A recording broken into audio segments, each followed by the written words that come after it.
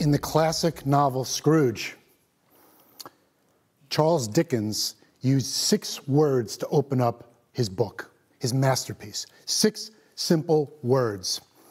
And they were, Marley was dead to begin with. Marley was dead to begin with. I want you to think about that. Not exactly a children's novel to start, right? But I thought it was a really good entrance because the goal was very simple. He wanted to hook his audience, get them excited about reading the rest of the book and find out why Marley was dead. Well, I'm going to take a similar approach today. I'm going to choose only 3 words. 3 words that are fairly common. You'll hear each one individually, but when put together, you rarely hear them. Satan is real. Satan is real. I'm sorry if that bursts a bubble for you, if you picture him with a pitchfork and a red suit, but he is real, and he's roaming the world. His goal is very simple. He's looking to devour whoever he can. You see, he's a liar. In fact, the Bible says he's the father of lies. He's also the author of confusion. His goal is to destroy mankind by robbing them of their identity and stealing their purpose. What we need to recognize is Satan is not only real, but he is the original identity thief.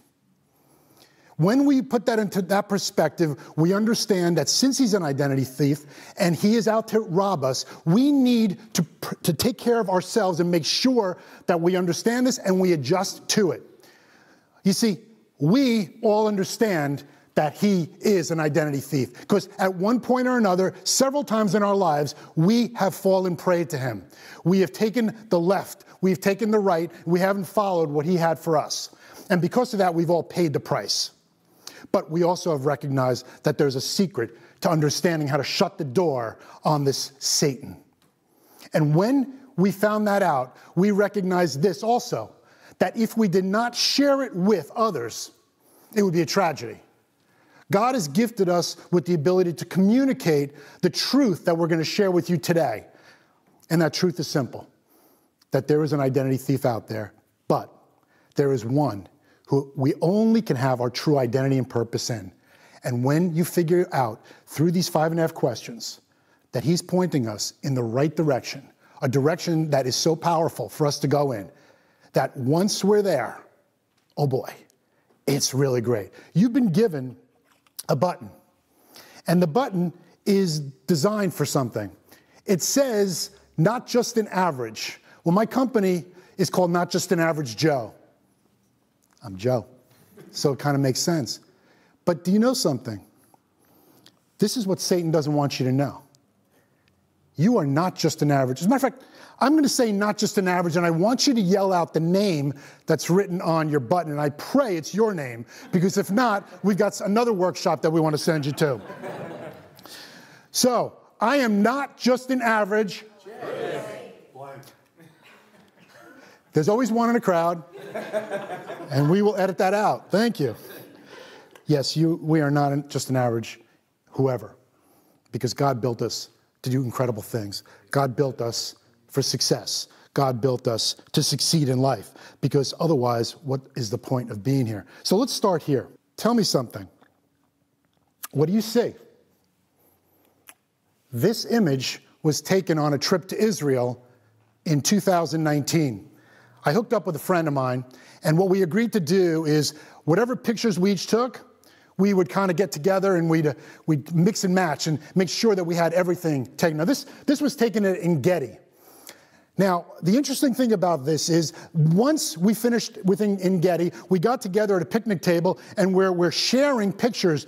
And I said to my friend, this is a really interesting one. Why did you take this? Because, it doesn't seem to be anything. And he said, I didn't take that picture. I said, well, I didn't take that picture. Well, how did it get here? And my eyes were fixed on this. Why is this image here? Let me show you something. This is what I saw. Do you see in that circle? Do you see a face? Do you see the eyes? Do you see the face and nose and the hand? Look at that hand. It's resting right there. Now, let me tell you something. I believe there are two types of people that are represented by this particular image. The first person, he's resting his hand, his eyes are closed, and he is just under this incredible weight. And this weight is just too much for him. Life has challenged him to a point where he does not think he can get out from under the weight of this rock. He has lost all hope, and he's simply resting and waiting for the inevitable. But there's also a second person represented here. That person has his hand on the rock, but he's not resting it. No.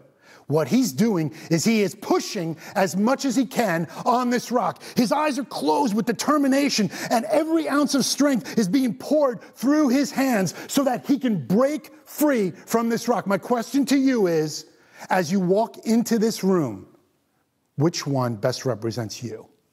Are you a person who's lost all hope? And maybe you came here today and you're saying, I don't have any hope. Speak something into me. Give me something. Or are you a person who simply recognizes that I can get out of this? Whatever I'm in, I can push through, I can break free, and I can be the person that God crafted me to be. You see, if you came here and you were the first person, I promise you won't get anything out of this because you're already hopeless. And there's nothing that I can say, or we could say that is going to change that because you've already come with the idea that there's nothing that can be done. But if you're willing to realize that there is hope out there and I can break free, I can break out of this regardless of the situation, I believe you're going to be successful. Have you ever walked into a mall and see the sign in the directory that says, "You are here"? How do they know? Well, today you are here, and you are here for a purpose. We believe that there is a divine appointment that you, whether you know it or not, have signed up for. And you're here today. So I want us to gauge, as you're here today, as you're listening and going through this workshop with us, where would you gauge your spiritual tank, your emotional tank, your physical tank? Where would you gauge where you are before we start this journey? Are you closer to the E? Are you kind of halfway? Are you closer to the F? Some of you are saying, where's the H, right? I'm spent. I'm good. So that's what we want. We want to reflect. Where are we? Because later on, we're going to ask the same question. And we want to challenge you to reflect again to see where we are. Now, here's today's objective. This is what we want to cover today as we run this workshop and empower you, challenge you, push you, hopefully not scare you. We want to help you grow. And our time together is designed to take that introspective journey. We're going to look within, as David said. I want to examine myself, David said in one of his Psalms. How are you really wired? What really drives you? What is it that is your motivator? What's really important to you in life? What are priorities in your life? And most importantly, to help you better identify why you really were created. Because guess what? You were created for a purpose and on purpose. The old adage is, God don't make no mistake, right? And it's so true. He does not. We do, but he never does. And so it all starts with this one powerful question. I totally agree, Juan. This one powerful question starts in your heart. Who are you? I remember for 7 years, the NFL, it stood for the National Football League. At the end of that 7 years, it stood for not for long. At that point, I began to struggle with that question. We all struggle with that question, all of us. I don't know how old you are, but I hope you do. What I want you to do is to put your age in front of you and add 5 years. So, in those 5 years, have you overcome your long-suffering struggles? In order to overcome in the future, it starts in the present. In other words, the future never comes. So where is it? It's in the present. If you start to really take a look at what you do, you will realize that it's not what you did. For example, I lied, but it's more of who you are. I'm a liar. The important thing is to recognize these character issues, focus on transformation, realize your need to change, and do it. So if we can, we're going to use a few illustrations here. I want to ask you this question. If you could find out unequivocally who you really are today, if you could walk out of here knowing who you really are, would that be an advantage to you? The answer is yes, right? So let's say I'd like you to stand up. I'd like you to stand up. That was not rhetorical. Now, I want you to listen very carefully to the words I'm about to speak. Right above your head is the answer to that question. The answer to the question everybody has been placed on earth to find out.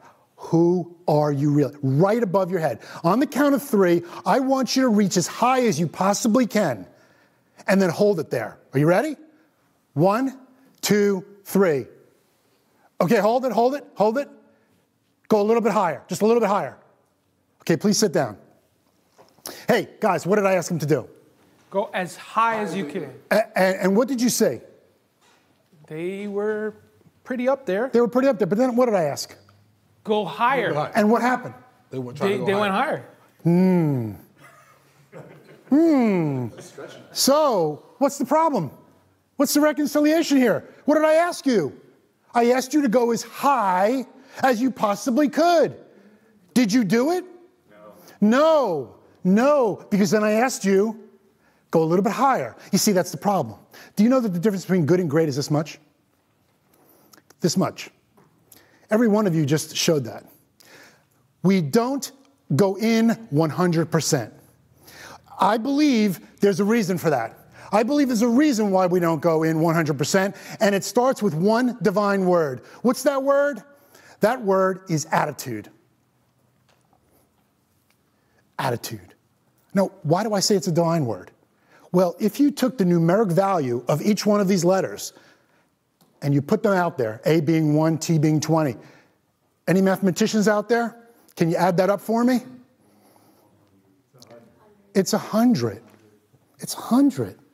Well, why is it 100, and why does that make it a divine word? You see, you cannot give 110% effort. You can't. The maximum effort any individual can give is 100. However, you can give 90% effort. You can give 70% effort. You can give a 50% effort. And oh, by the way, you can give 100% effort the wrong way, the wrong attitude.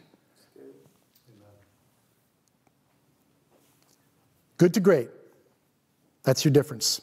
This divine word. God allowed this into the English language, and it adds up to 100. Are you kidding me? It adds up to 100 because we are called to leave it all on the field. Our lives need to be spent. And when we expend everything that we have, giving 100%, it changes everything. You see, attitude is the only thing you can control. You can't control your husband, you can't control your wife, you can't control your kids, you can't control the weather, you can't control what's going to happen at work today, but you can control how you respond to every one of those situations. Tell me something. If you close your eyes right now and you think, what is one thing, if I change my attitude, how would it change the situation you're in?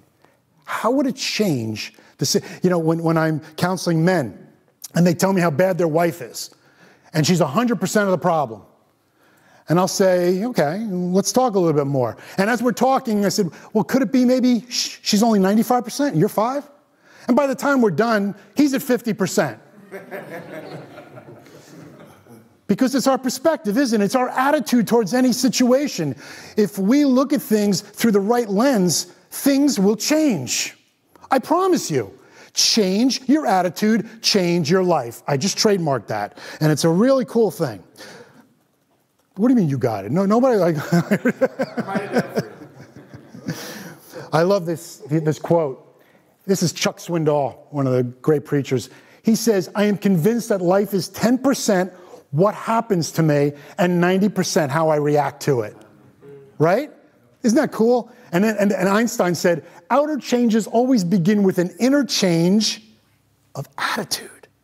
Of attitude. You want an example? Watch this. This play by a center in Rose Bowl history led to defeat for his team. In the 1929 game, Cal's Roy Riegels recovered a fumble and ran 65 yards the wrong way before a teammate wrestled him to the ground at the 1.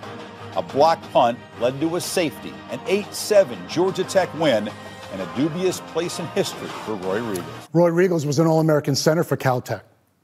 All-American center.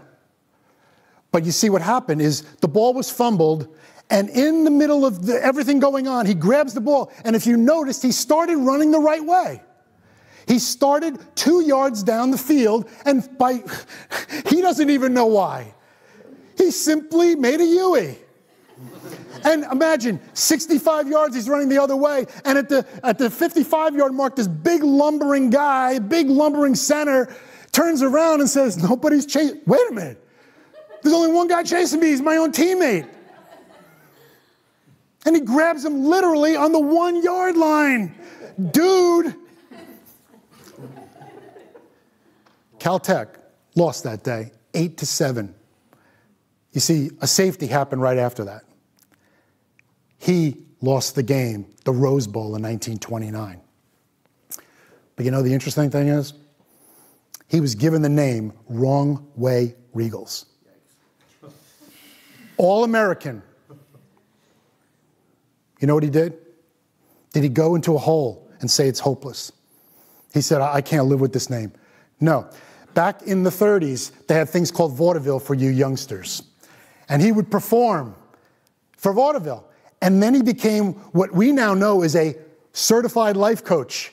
And he coached people who have made similar mistakes. Now, I don't know anybody that's been tackled on the 1 yard line, but he coached people who made mistakes. Sometimes in life, we're going to make mistakes. And isn't it awesome that there are people who care enough about us to chase after us when we're going the wrong way, horse collar us and stop us on the 1 yard line and say, dude, you're going the wrong way. It's that way. Let me show you the way. That's what the Lord Jesus Christ has done in our lives. He stopped us from going the wrong way. And we were really good at going the wrong way, each and every one of us. But God said, no, there's a better way. Just follow me. So this workshop, our goal is to stop you from going the wrong way. And it may not be right now. It may be in years to come when you're tempted. And you might see an easy route. Well, trust me, you don't want to get grabbed on the 1 yard line, and you don't want the name Wrong Way Regals. Speaking of one way, you see before you a picture. What do you see? Windshield, right? You see a rear view mirror.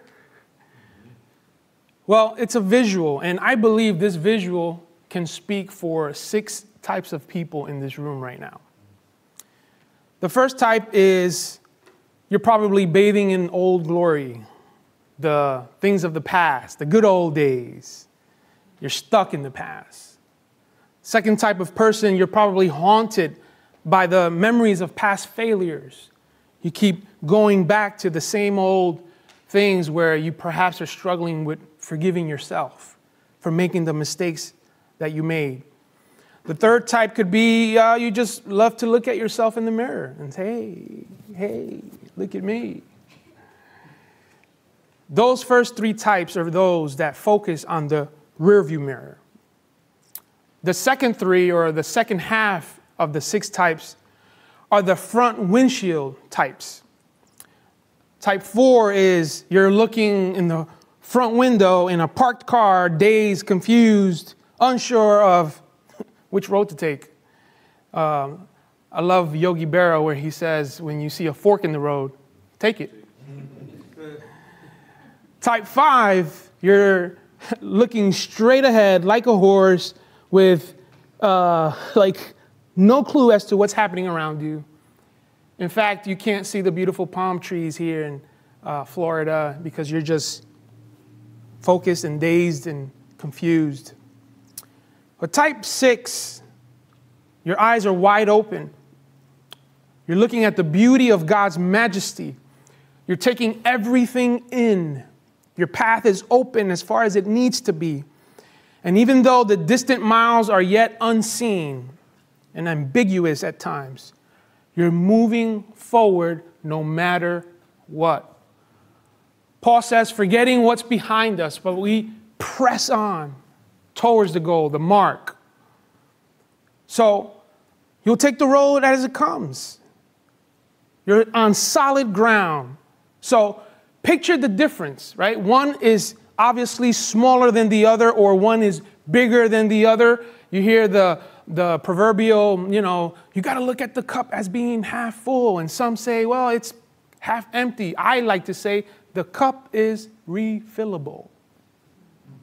Perspective is everything. So, which type are you? Which type are you? Paul says, I do not consider it, as I said earlier, that I have made it on my own. But one thing I do, forgetting what lies behind and straining, it's effort, attitude, 100%, straining forward to what lies ahead, I press on toward the mark, the goal, the prize of the upward call of God in Jesus Christ. Ultimately, we must put our past behind us to move toward the future if we want to be successful in the calling that God has called us to live out. We have to leave our past to go forward. So let's go forward. I love what Ralph Waldo Emerson says. He says, what lies behind you and what lies in front of you pales in comparison to what lies inside you. Now, let's look at this image here. What would you say is missing? What's missing? Go ahead. What's missing? What's missing? What do you see? Which one is the right one? Which one's correct? Anybody? Nobody wants to be wrong, right? Like, The correct answer is nothing is missing. It's all about perspective. Maybe it was meant to be that way. Maybe you've been told something is wrong with you. Maybe you've been told something is missing inside of you. And this whole time, nothing's missing. Perspective matters.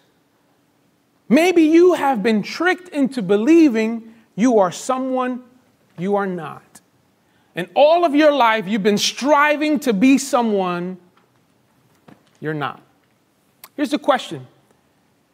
Who's the real person, Clark Kent or Superman? Which one's the real one? Here's my question to you. Which one's the real you? The one you know God has called you to be, or the one people have said you should be? Which one? You see, the goal is very simple. We want to look like this. Not that you want to look like a football. It's just a metaphor. We want to be solid. We want to know that we are perfectly aired because, you see, this football was built for a purpose. Did you ever think about that? You know what its purpose is? The purpose is to put it in the hands of a master who knows what to do with it.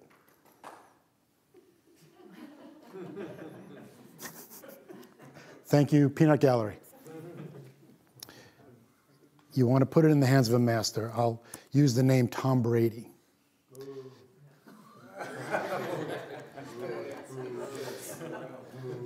If you're done, you put it in the hands of a master. And the goal is that master knows what to do with it. You see, he's gonna fade back and he's gonna throw a tight spiral right down the field into the hands of an equally gifted receiver. Or he's gonna hand it off to a gifted running back and to cut through the line.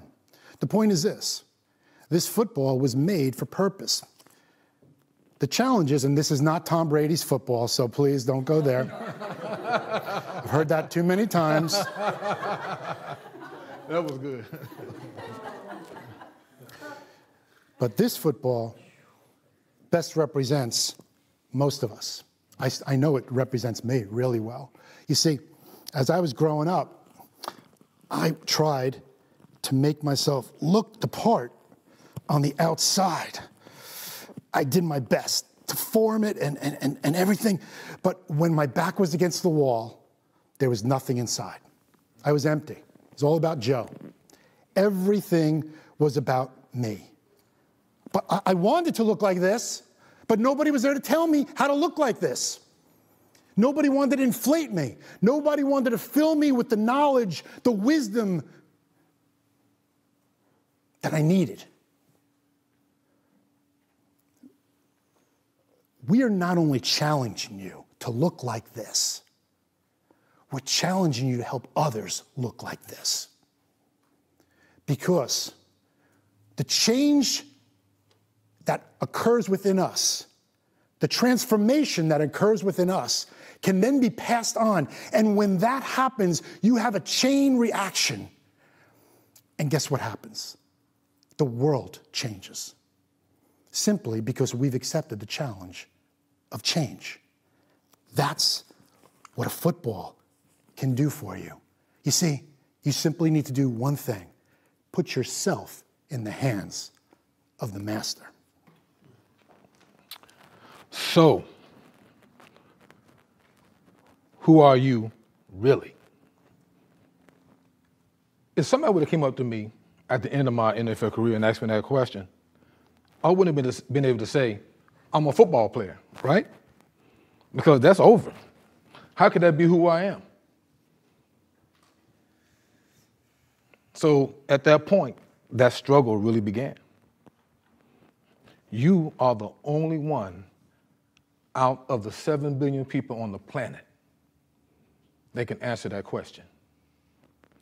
Your mama, your daddy, your teacher, your preacher, your coach, God won't even answer that question for you. That's how valuable every last one of you are. Let's be clear. Your current identity to date has been built on the sum of your choices that you've made. Nothing you can do will alter your past, but everything that you do moving forward will determine your future. Many people deny themselves purposeful future. because they're caught up in the past or worried about the future. Think about it. The past is history. The future is a mystery. But today is a gift. That's why it's called the present. We got to learn how to open it up. But we don't open up our present enough because we're caught up in the past or worried about the future. I really believe when I speak throughout this country and I look into an audience just like I'm looking at you right now, that you are valuable. And purposeful identity awaits you. It has made all the difference in me. Are you ready? Let's see.